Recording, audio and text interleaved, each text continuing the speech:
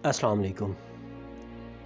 ये लाजिम नहीं कि आपकी पसंद हर किसी की पसंद हो, और न ही ये ज़रूरी है कि आपकी नफ़रत सबके लिए काबिल नफ़रत हो।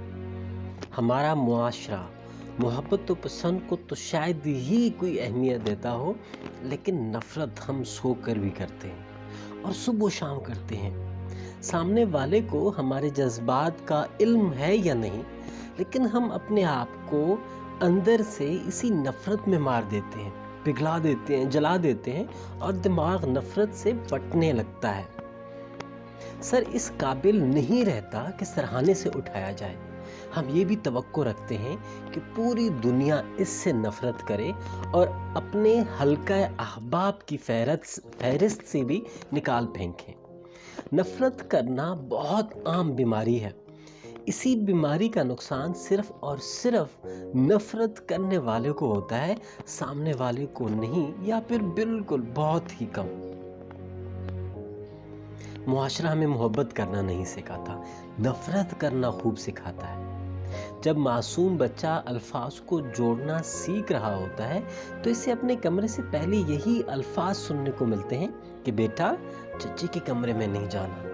कुछ अर्सा बाद इसे घर से पैगाम मिलता है कि फलां फलां के घर इजाज़त है और फलां के घर हम नहीं जाते। थोड़ा सा ज़िंदगी के सफ़र को आगे बढ़ाता है तो किसी ख़ास खेल कबीले से नफ़रत के लेक्चर सुनता है। जब वो मजहबी तकरीबात में शिरकत करने लगता है तो इसे मुख्तलिफ अकायद से नफ़रत के जज्बात मिलते हैं। जब वो तदरीसी किताबें पढ़ना शुरू करता है तो उसे दूसरे अक़वाम और ममालिक से नफ़रत ही सिखाई जाती है। हम नफ़रत सीख कर बड़े होते हैं, और यही वजह है कि हम नफ़रत करने में गज़ब के माहिर होते हैं। एक दफ़ा मैं बच्चों को ब्लॉक्स की मदद से कुछ सरगर्मियाँ करवा रहा था। इनको मुख्तलिफ काम दिए जो उन्होंने ब्लॉक्स पर करने थे।